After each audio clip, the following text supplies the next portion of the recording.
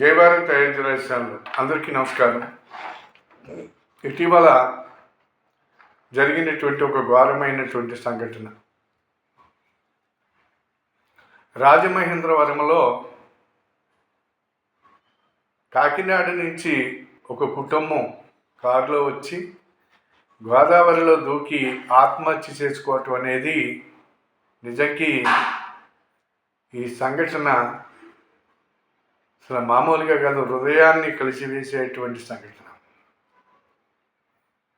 ఎందుకు ఇలా జరిగింది? ఈ యొక్క కుటుంబం ఇలాంటి పరిస్థితికి కారణం ఎవరు అనేది మనం ఇప్పుడు మాట్లాడుకోవాల్సిన అవసరం ఉంది.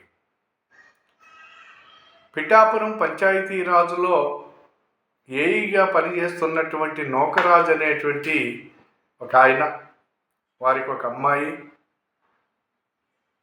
ఈ అమ్మాయి పేరు సౌజన్య.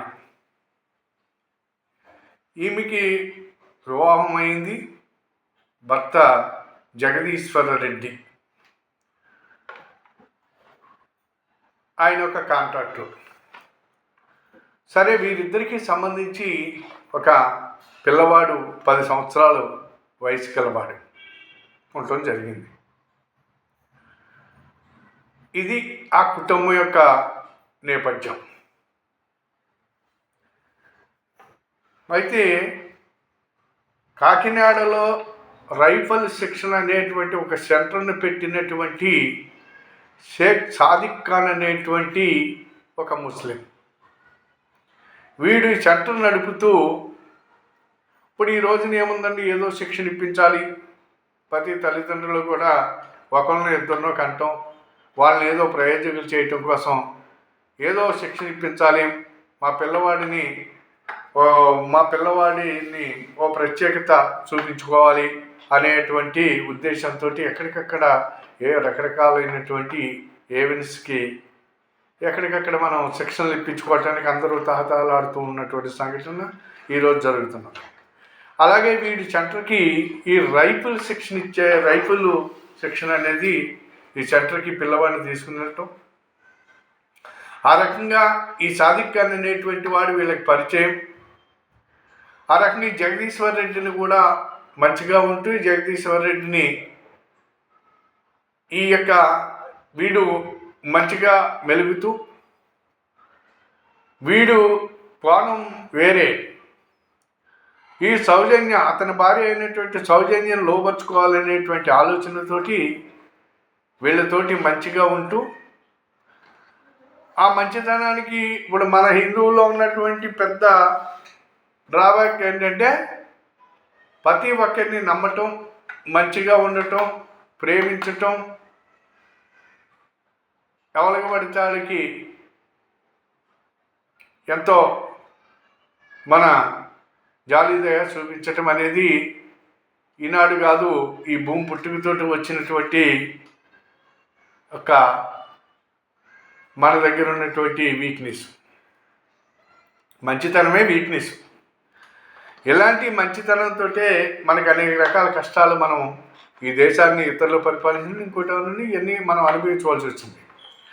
అయితే వీడు చేసినటువంటి ఇళ్ళలో ఉన్నటువంటి కుళ్ళు కుతంత్ర ఆలోచనలు ఏవైతే ఉన్నాయో, ఆ ఆలోచనలతోటి వీడు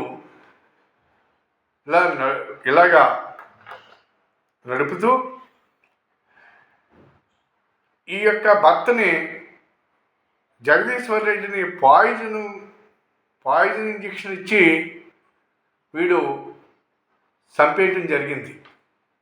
ఈ విషయం జూన్ 2వ తారీఖున జరిగింది. ఇది సహజ మరణం అని చెప్పి అనుకున్నారు. ఆ రకంగా ఎవరు దాన్ని వేరే భావించలేదు. అది అయిపోయింది. అయిపోయిన తర్వాత ఈ యొక్క అమ్మాయిని, ఈ సౌజన్య అనే అమ్మాయిని, ఈ సౌజన్యని వీడు టార్చర్ పెట్టడం, రకరకాలుగా ఇబ్బంది పెట్టి ఈ అమ్మాయిని లోపరుచుకుంటాం. ఈ లోపరుచుకునే క్రమంలో ఏం జరిగిందో తెలియదు, కానీ తర్వాత ఈవింటికి రావటం, ఈవిని కొట్టడం, ఈవిడి దగ్గర ఉన్నటువంటి వేరే ఫోటోలు తీసి ఈవిని బ్లాక్మెయిల్ చేయటం, ఈవిడ దగ్గర ఉన్న బ్యాంక్ అకౌంట్లు కానివ్వండి, వాళ్ళకు ఉన్నటువంటి ఆస్తి వివరాలు, డాక్యుమెంట్స్ కానివ్వండి, ఇవన్నీ కూడా వాడు స్వాధీనం చేసుకోవటం, భయపెట్టి తీసుకోవటం అనేది ఇవన్నీ కూడా జరిగినాయి.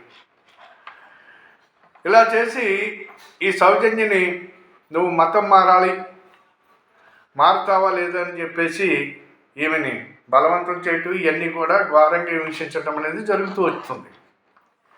ఒక రోజున నూకరాజు గారు ఆఫీస్లో ఉండగా వెళ్ళి, మీ అమ్మాయికి నేను అండగా ఉంటాను అని చెప్పేసి చెబితే, నువ్వు ఏ అండ మాకు అవసరం లేదు, నువ్వు మాకు అవసరం లేదని చెబితే, అప్పటికి వీడు ఈమెను టార్చర్ పెడుతూ నీ కుటుంబాన్ని చంపేస్తాను, నీ కొడుకుని చంపేస్తానని చెప్పేసి భయపెట్టి ఈవిడ్ని లోపరుచుకుని ఉంటాడు. ఇవన్నీ జరిగి ఉంటాయి. సరే, ఈ విషయం ఇంటికి వచ్చిన తర్వాత కూతుర్ని నాగరాజు గారు అడగటం, కూతురేమో చెప్పడం జరిగింది. దీని అంతటికీ కూడా ఈ యొక్క టార్చర్, ఈ యొక్క పరిస్థితుల్ని నూకరాజు గారు భరించలేక, ఇక సమాజంలో పరువు పోతుందని చెప్పి భావించి కూతురిని మనవడిని కూడా తీసుకుని రాజమండ్రి గోదావరిలో దూకి చచ్చిపోవటం అనేది, అందులో మనవడు కొంత ఈత వస్తే ఎవరో జాలల్లో ఎవరో బతికిస్తే మొత్తం మీద ఆ పిల్లవాడు ఒడ్డుకి చేరుకోవటం జరిగింది. తత్మ 4 ప్రాణాలు ఈ యొక్క షేక్ సాదిక్ ఖాన్ అనేవాడి చేతిలో మరణించారు అనేది, 2 కుటుంబాలు శోక సముద్రం మునిగిపోయి అనేది ఇక్కడ ఖచ్చితంగా కనపడుతుంది. మరి దీనికి సమాజం ఏం ఆలోచిస్తుంది?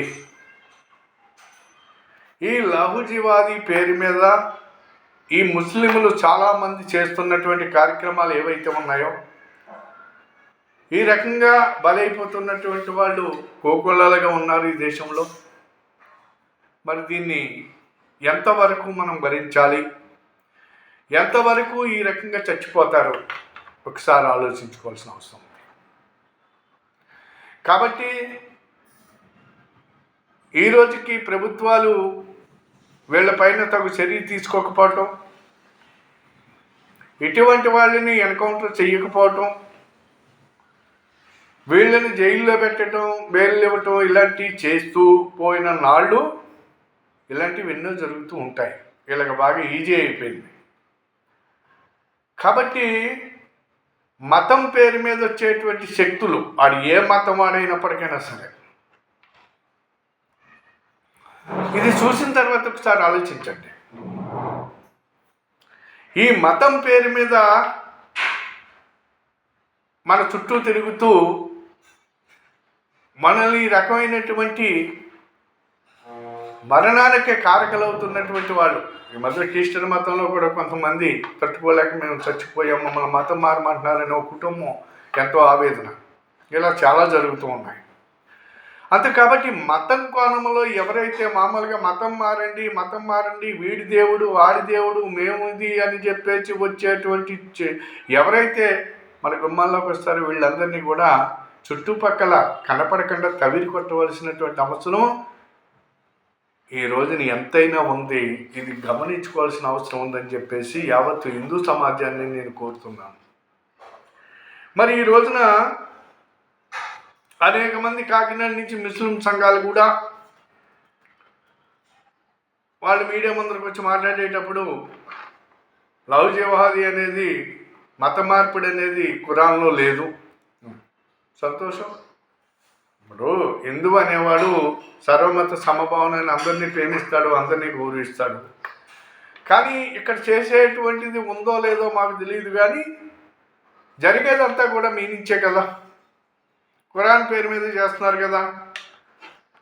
ఇది తప్పు అని చెప్పి మీరు ఖండించే కన్నా ఏదైతే మామూలుగా నిజమైనటువంటి మేము భారతీయులము, మేము ఈ సమాజంలో మేము ప్రామాతత్వంతో మేము జీవించేవాళ్ళం అనే భావన జీవించేవాళ్ళుగా మీరు నిరూపించుకోవాలంటే ఎక్కడ చూసినా మీ నుంచి జరుగుతున్నటువంటి అనేక సంఘటనలు ఇస్లాం కమ్యూనిటీ నుంచి జరుగుతున్నటువంటిది, మందులు కలపటం కానివ్వండి, తినుబండారాల్లో మందులు కలపడం కానివ్వండి, అలాగే చేసేటువంటి దాడులు కానివ్వండి, ఉగ్రవాదాలు కానివ్వండి, తీవ్రవాదాలు కానివ్వండి, ఏవైతే ఉన్నాయో ఇవన్నీ కూడా మీ కమ్యూనిటీ నుంచి జరుగుతున్నాయనే దాంట్లో ఎలాంటి అసత్యము లేదు కదా.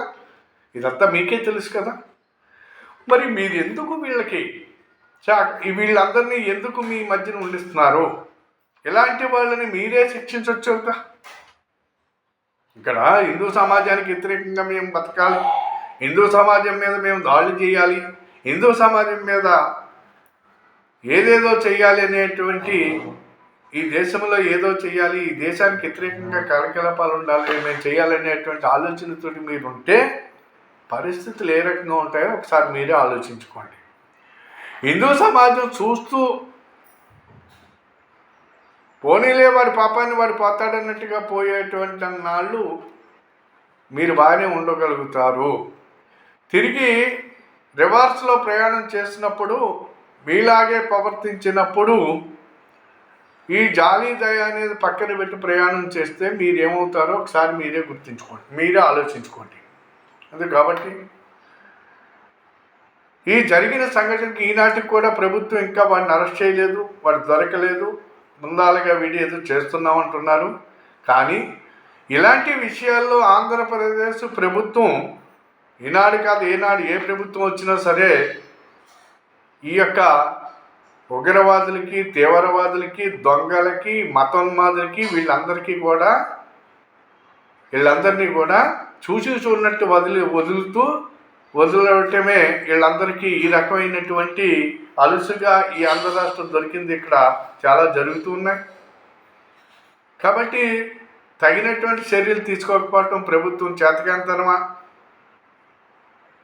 అనేది ఆలోచించవలసి వస్తుంది. అంతే. కాబట్టి ఇలాంటి పరిస్థితుల్ని ఉత్తరాదిని అనేక రకాలుగా జరుగుతున్నటువంటి అనేక ఘోరాల్ని అక్కడ ప్రభుత్వాలు ఏ రకంగా చీల్చి చెండాడుతున్నాయో, ఇటీవల 13వ తారీఖున ఆగస్టు 13వ తారీఖున 260 మంది ఈ దేశంలో ఉగ్రవాదులు, తీవ్రవాదులు ఇక్కడ విధ్వంసాన్ని సృష్టించాలని చేసింది. ఇవన్నీ కూడా మనం చూస్తున్నాం. వాళ్ళని అరెస్ట్ చేయడం జరిగింది. కాబట్టి ఈ ప్రభుత్వాలు అలుసుగా ఉన్నంతసేపు వీళ్ళ ఆటలు సాగిపోతే కఠినమైన చట్టాలు చేయండి, వీళ్ళని ఎన్కౌంటర్ చేయండి. లహుజియాది అని ఎవడైతే అంటాడో వాడిని రోడ్లలో తవిరి కొట్టండి అని చెప్పి హిందూ సమాజం మేలుకోవాలి. వీళ్ళ నుంచి మనం రక్షించుకోవాలి. ప్రభుత్వాలు మనం రక్షిస్తాయని ఆశించకండి. లేదంటే ఇలా గోదావరిలో దూకి చచ్చిపోవాలి తప్ప ఇలాంటి పరిస్థితుల నుంచి ఖచ్చితంగా మనం రక్షించుకోవాల్సిన అవసరం ఉంది. అందుకు హిందూ సమాజం చైతన్యం అవ్వాలని కోరుకుంటున్నాను. కాబట్టి మిత్రులారా, నిజంగా ఈ సంఘటన అసలు మరువురానిది.